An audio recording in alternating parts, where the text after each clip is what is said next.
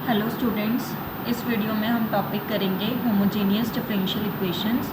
ये आपकी NCERT book में एक्सरसाइज 9.5 है।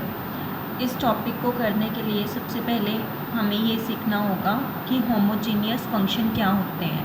फंक्शन तो आपको पता ही है क्या होता है, तो इसमें हम सीखेंगे कि होमोजेनियस फंक्शन कौन से होते हैं, किन फंक्शंस को हम होमोजेनियस फंक्शंस बोल सकते हैं। देखो, सपोज़ मैंने यहाँ पे ना एक एग्जांपल ली है किसी एक फंक्शन की। Let f1 xy is equal to y square plus 2xy।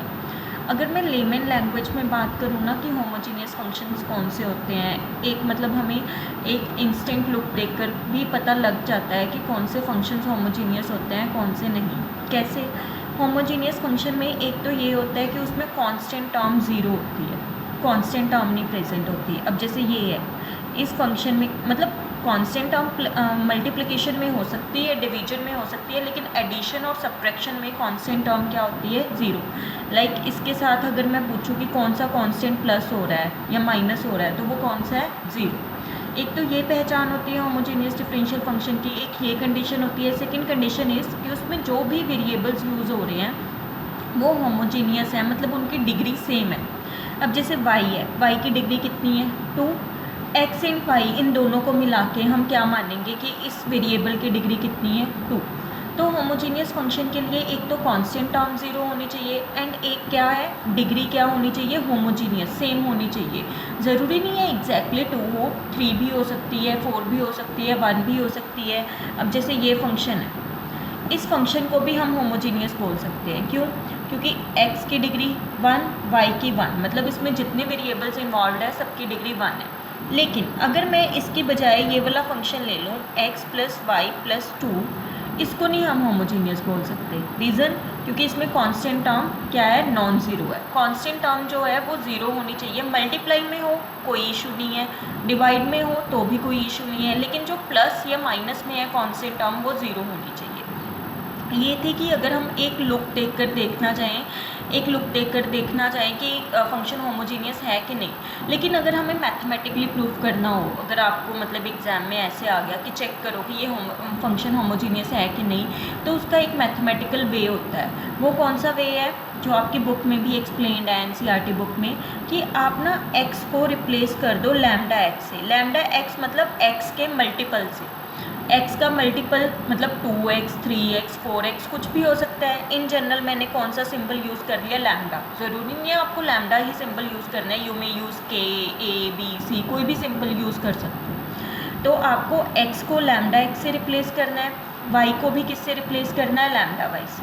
देखो, इस फंक्शन में जहाँ जहाँ पे x था मैंने वहाँ पे लैम्डा x कर दिया, y की जगह लैम्डा y, राइट साइड पे भी y की जगह लैम्डा y, x की जगह लैम्डा x, y की जगह लैम्डा y। कैलकुलेशंस की, देखा लैम्डा स्क्वायर कॉमन आ गया। लैम्डा स्क्वायर कॉमन आने के बाद ये फंक्शन, ये टर्म बन गई y square plus 2xy, which is equal to our original function f1 xy। अगर कोई फंक्शन ऐसा है जिसमें अगर हम x को लैम्डा x से रिप्लेस करें एंड y को लैम्डा y से रिप्लेस करें एंड वो फंक्शन वापस ओरिजिनल फंक्शन बन जाए, वो फंक्शन वापस क्या बन जाए? Original function. लैम्डा की कुछ पार कॉमन आ जाए एंड वापस क्या बन जाए? Function, original function. तो इस तरह के फंक्शन को बोलते हैं होमोजेनियस फंक्शन। सारे फंक्शंस इस कंडीशन को सेटिस्फाई नहीं करते। जो तो फंक्शन इस कंडीशन को सेटिस्फाई करते हैं, मतलब x को लैम्डा x एंड y को लैम्डा y से रिप्लेस करने के बाद वो वापस ओरिजिनल फंक्शन बन जाते हैं, लैम्डा की कुछ पार कॉमन आ जाती है, तो उन फंक्शंस को बोलते हैं होमोजेनियस फंक्शंस। एंड जो फंक्शंस इस कंडीशन को सेटिस्फाई नहीं करते उनको बोलते हैं नॉन होमोजेनियस फंक्शंस, कि वो फंक्शन होमोजेनियस नहीं है। देखो, फॉर एग्जांपल मैं आपको नॉन होमोजेनियस फंक्शन की भी एग्जांपल देती हूँ। जैसे ये फंक्शन है, इसको सपोज f ऑफ xy लिख लिया। अगर मैं इसमें x की जगह लैम्डा x कर दूँ, y की जगह लैम्डा y कर दूँ, तो ये क्या बनेगा? Lambda x plus lambda y plus 2। क्या इसमें से मैं लैम्डा कॉमन लेकर इसको वापस ओरिजिनल फंक्शन में कन्वर्ट कर सकती हूँ? नहीं कर सकती। अगर मैं लैम्डा कॉमन भी लूँगी तो भी ये 2 बाई लैम्डा आ जाएगा, वापस ओरिजिनल फंक्शन नहीं बनेगा। That means this function is non homogeneous function. ठीक है। अब जैसे नेक्स्ट एग्जाम्पल है, suppose f2 xy is this. ये भी वैसे तो होमोजीनियस फंक्शन ही है, दिख ही रहा है, लेकिन अगर आप मैथमेटिकली चेक करना है आपको तो x को लैम्डा एक्स, वाई को लैम्डा वाई से रिप्लेस करो। देखो वापस ये ओरिजिनल फंक्शन बन गया। ज़रूरी नहीं है आपके पास लैम्डा की कोई पार आनी चाहिए, अगर नहीं है कोई तो आप उसको क्या लिख सकते हो, 0। तो ये क्या बन गया, होमोजीनियस फंक्शन ऑफ डिग्री 0। हाँ एक चीज़ मैंने मिस कर दी, डैट इज़ कि लैम्डा की जो पार बाहर आती है ना फंक्शन को उतनी डिग्री का बोला जाता है। अब जैसे इसमें लैम्डा कॉमन ही नहीं आया, मतलब वो कैंसिल ही हो गया, तो डैट मीन्स एक तरीके से लैम्डा की पार कितनी बाहर आई, 0। तो इस फंक्शन को बोलेंगे कि this function is homogeneous function of degree 0। And इस फंक्शन को बोलेंगे क्योंकि इसमें लैम्डा की कितनी पार बाहर आई थी, 2, that means this function is homogeneous function of degree 2। ठीक है, तो फिर डेफिनेशन क्या है होमोजीनियस फंक्शन की, a function f x y is said to be homogeneous function of degree n if f of lambda x f of lambda y is equal to lambda n f of x y for any non zero constant lambda. मतलब किसी function को हम homogeneous function बोलेंगे degree n का अगर ये condition satisfy हो रही हो। ये कंडीशन मतलब x की जगह लैम्डा एक्स रखा, y की जगह लैम्डा वाई रखा, वापस से वो ओरिजिनल फंक्शन ही बन गया, लेकिन लैम्डा की कुछ पावर बाहर आ गई, कॉमन आ गई। अगर तो लैम्डा की जो पार बाहर आ जाती है उसको बोलते हैं कि वो पार मतलब जो भी होएगी, जो भी n की वैल्यू होएगी यहाँ पे, वो उस होमोजीनियस फंक्शन की डिग्री बन जाएगी, उसको उस होमोजीनियस फंक्शन की डिग्री बोलते हैं। जैसे हमारी फर्स्ट एग्जांपल में लैम्डा की पार 2 बाहर आई थी, डैट मीन्स इस होमोजीनियस फंक्शन की डिग्री 2 है। इसकी कोई बाहर नहीं आई थी इस केस में, डैट मीन्स इस होमोजीनियस फंक्शन की डिग्री 0 है। ठीक है, अब देखो जैसे एक और फंक्शन कंसीडर करते हैं, से F of 3 xy is this. यहाँ पे x की जगह लैम्डा एक्स रखो, y की जगह लैम्डा वाई रखो। देखो क्या आप इसमें से लैम्डा बाहर लेकर कॉमन लेकर इसको वापस ओरिजिनल फंक्शन में बना सकते हो, नहीं बना सकते। आप कुछ भी कर लो ये वापस ओरिजिनल फंक्शन नहीं बनेगा। तो that means this is not a homogeneous function. क्यों? क्योंकि ये इस फॉर्म के इक्वल नहीं बनता। ठीक है, आई होप आपको क्लियर हो गया कि होमोजीनियस फंक्शन कौन से होते हैं। एक बच्चे ये है जो भी एक तो होमोजीनियस फंक्शन की ये डेफिनेशन है जो मैंने आपको बता दी, ये वाली डेफिनेशन। ठीक है, एक होमोजीनियस फंक्शन की एक और डेफिनेशन है ये वाली। जैसे कोई फंक्शन है एफ ऑफ एक्स वाई, उसको हम होमोजीनियस बोलते हैं, फंक्शन बोलते हैं डिग्री n का, इफ दिस। जो होमोजीनियस फंक्शन होते हैं ना बच्चे, वो इस फॉर्म में या इस फॉर्म में एक्सप्रेस हो सकते हैं। मतलब कोई भी होमोजीनियस फंक्शन है, आप उसमें से x की कुछ पावर कॉमन लेकर उस पूरे फंक्शन को y बाई एक्स फॉर्म में लिख सकते हो, या y की कुछ पावर कॉमन लेकर उसको x बाई वाई फॉर्म में लिख सकते हो। कैसे? जैसे हमारे पास ये फंक्शन था, वी हैव ऑलरेडी चेक्ड कि ये होमोजीनियस है। ठीक है, मैंने यही फंक्शन लिया। अब मैं आपको बताऊंगी कि मैं इसको इस फॉर्म में भी एक्सप्रेस कर सकती हूँ, इस फॉर्म में भी एक्सप्रेस कर सकती हूँ। कैसे? बहुत सिंपल होता है। हाईएस्ट पावर देखो इसकी, इसमें क्या है, 2 है। तो सपोज़ y की मैंने 2 पावर कॉमन ले ली, कि कितना कॉमन ले लिया, y की पावर 2, तो ये फंक्शन ये बन गया। मतलब अब मैं इसका नया नाम रख देती हूँ h में कौन सा वेरिएबल है, x by y. That means ये होमोजीनियस फंक्शन इस फॉर्म में, मतलब इस फॉर्म में एक्सप्रेस हो गया। जितनी पार उसकी हाईएस्ट कॉमन आ जाती है उतनी उस होमोजीनियस फंक्शन की डिग्री हो जाती है। ऐसे ही ज़रूरी नहीं है मैंने इसको x बाई वाई फॉर्म में ही एक्सप्रेस करना था, आप चाहते इसको y बाई एक्स फॉर्म में भी एक्सप्रेस कर सकते थे। कैसे? तब आप x की पार कॉमन लो, 2 ही लेनी है। क्यों? क्योंकि इसकी हाईएस्ट पार इस पूरे फंक्शन में कितनी चल रही है, 2। जब मैं x² बाहर लूँगी तो ये बन जाएगा, मतलब ये एक फंक्शन बन गया जिसमें वेरिएबल कौन सा है, y by x. That means जो भी होमोजीनियस फंक्शन होते हैं उनको हम इस वे से या इस वे से एक्सप्रेस कर सकते हैं। लेकिन अगर आपको पेपर में आ रहा है कि होमोजीनियस फंक्शन है कि नहीं ये चेक करो, तो आपको ऐसे करने की ज़रूरत नहीं है, आप पीछे वाला वे ही यूज़ करो। पीछे वाला वे कौन सा, x को लैम्डा एक्स से रिप्लेस करो, y को लैम्डा वाई से रिप्लेस करो। अगर तो लैम्डा की कोई पार कॉमन आ रही है एंड वापस से वो ओरिजिनल फंक्शन बन रहा है, तो डैट मीन्स वो क्या है, होमोजीनियस फंक्शन। ठीक है, अभी तक बच्चे हमने पढ़ा होमोजीनियस फंक्शन, बट हमारे टॉपिक का नेम है homogeneous differential equation. Homogeneous differential equation. अब मैं आपको सिखाऊंगी कि होमोजीनियस डिफरेंशियल इक्वेशन क्या होती है। अ differential equation of the form this, कोई डिफरेंशियल इक्वेशन है इस फॉर्म की, लेफ्ट साइड पे dy बाई डी एक्स है, राइट साइड पे कोई फंक्शन है x एंड y वेरिएबल्स है, जिसमें a differential equation of the form this is said to be homogeneous if f x y is homogeneous function of degree zero. ध्यान देना यहाँ पे है डिग्री ज़ीरो। किसी भी डिफरेंशियल इक्वेशन को होमोजीनियस डिफरेंशियल इक्वेशन तब बोलते हैं अगर राइट साइड वाला फंक्शन है वो होमोजीनियस। होमोजीनियस कैसे चेक करना है वो तो आपको बता ही दिया, लेकिन इसमें एक एडिशनल कंडीशन है कि वो होमोजीनियस फंक्शन ऐसा होना चाहिए जिसकी डिग्री ज़ीरो, जिसकी डिग्री क्या हो, ज़ीरो। समझ में आ गया? ये डेफिनेशन है होमोजीनियस डिफरेंशियल इक्वेशन की।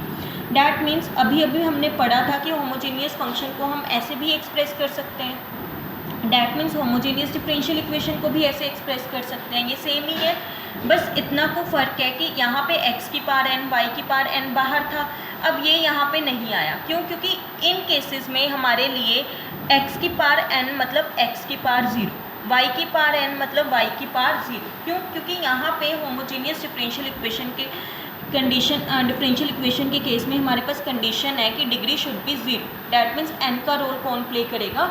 ज़ीरो। होमोजीनियस फंक्शन किसी भी डिग्री का हो सकता है, लेकिन होमोजीनियस डिफरेंशियल इक्वेशन वही होएगी जिसमें जो फंक्शन यूज़ हो रहा है वो होमोजीनियस हो, लेकिन उसकी डिग्री क्या होनी चाहिए? ज़ीरो। इस बात का ध्यान रखना। अब हम नेक्स्ट टॉपिक करेंगे कि इन डिफरेंशियल इक्वेशंस को सॉल्व कैसे करना होता है। बहुत सिंपल वे है, एक ही वे है, उससे सारे क्वेश्चन सॉल्व हो जाते हैं होमोजीनियस डिफरेंशियल इक्वेशंस वाले। देखो हम एग्जांपल 1 से स्टार्ट करते हैं। Show that the differential equation this is homogeneous and solve it. Example 1 की स्टेटमेंट क्या है? कहते शो करो कि ये जो डिफरेंशियल इक्वेशन है वो होमोजीनियस है एंड सॉल्व करो। देखो ये डिफरेंशियल इक्वेशन थी, मैंने x माइनस वाई को मैं उस तरफ ले गई। अब ध्यान से देखो इस एक्सप्रेशन को, ये आपने अब तक एक मेथड किया है डिफरेंशियल इक्वेशन को सॉल्व करने का, and that is variable separable method. मतलब जिसमें आप वेरिएबल सेपरेबल करते हो, x वाली टर्म्स को dx वाली साइड ले गए एंड y वाली टर्म्स को dy वाली साइड। क्या इस इक्वेशन पे वो मेथड लग सकता है? आप कितना भी ट्राई कर लो, यहाँ पे आप वेरिएबल सेपरेबल कर ही नहीं पाओगे। डैट मीन्स अगर आपको एग्जाम में ये क्वेश्चन आ रहा है तो आप सबसे पहले वेरिएबल सेपरेबल के मेथड के बारे में सोचो। वेरिएबल सेपरेबल नहीं लग रहा तो आप नेक्स्ट मेथड सोचो होमोजीनियस वाला। अब देखो आप माइंड में ही सोच लो पहले, क्या ये होमोजीनियस डिफरेंशियल इक्वेशन है? वही वाली पहचान जो मैंने बिल्कुल स्टार्टिंग में बताई है। कौन सी बताई थी? Constant term should be zero, plus या माइनस में कोई कांस्टेंट टर्म नहीं है, and degree should be same. अब जैसे यहाँ पे वेरिएबल की डिग्री पूरी, उसमें पूरे एक्सप्रेशन में क्या है? 1। डैट मीन्स ये होमोजीनियस डिफरेंशियल इक्वेशन है। लेकिन मैथमेटिकली इसको प्रूफ कैसे करना है? इसका नाम रख दो, let this function is equal to f x y. X को किससे रिप्लेस करो? लैम्डा एक्स से। वाई को किससे रिप्लेस करो? लैम्डा वाई से। जहाँ जहाँ पे x था मैंने लैम्डा x कर दिया, जहाँ जहाँ पे y था वहाँ पे लैम्डा y कर दिया। सॉल्व किया, देखो लैम्डा के साथ लैम्डा यहाँ से कॉमन आ रहा है, ये कैंसिल हो गया, मतलब लैम्डा की पावर एक तरीके से ज़ीरो बन गई। एंड वापस ये क्या बन गया आपके पास? ओरिजिनल फंक्शन, ये original f of x y बन गया ना। अब यही पहचान थी होमोजीनियस फंक्शन की कि अगर आप x को लैम्डा x से रिप्लेस करो, y को लैम्डा y से रिप्लेस करो, वापस से ओरिजिनल फंक्शन बन जाए एंड लैम्डा की कुछ पार्ट कॉमन आ जाए तो उसको क्या बोल देते हैं? Homogeneous function. एंड लैम्डा की जितनी पार्ट बाहर कॉमन आती है उस पार्ट को क्या बोल देते हैं? उस होमोजीनियस फंक्शन की degree. That means this function is homogeneous function of degree zero, कि ये जो फंक्शन है ये होमोजीनियस फंक्शन है, किस डिग्री का है? ज़ीरो का। एंड होमोजीनियस डिफरेंशियल इक्वेशन के लिए हमें होमोजीनियस फंक्शन डिग्री ज़ीरो का ही चाहिए होता है। अब इस डिफरेंशियल इक्वेशन में ये वाला function homogeneous function of degree zero बन रहा है ना।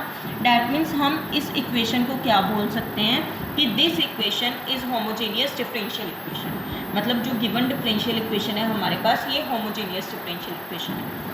अब होमोजीनियस डिफरेंशियल इक्वेशन सॉल्व कैसे करते हैं बच्चे? दो वेज होते हैं होमोजीनियस डिफरेंशियल इक्वेशन को सॉल्व करने के।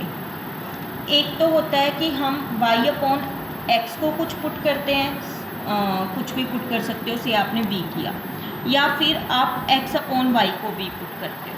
अब y अपॉन एक्स है कि x अपॉन वाई है, वो डिपेंड करता है बच्चे होमोजीनियस डिफरेंशियल इक्वेशन की फॉर्म क्या है। देखो जैसे हमने पीछे डेफिनेशन में कहा था कि कोई भी होमोजीनियस डिफरेंशियल इक्वेशन या तो y बाई एक्स फॉर्म में एक्सप्रेस हो सकती है या x बाई वाई।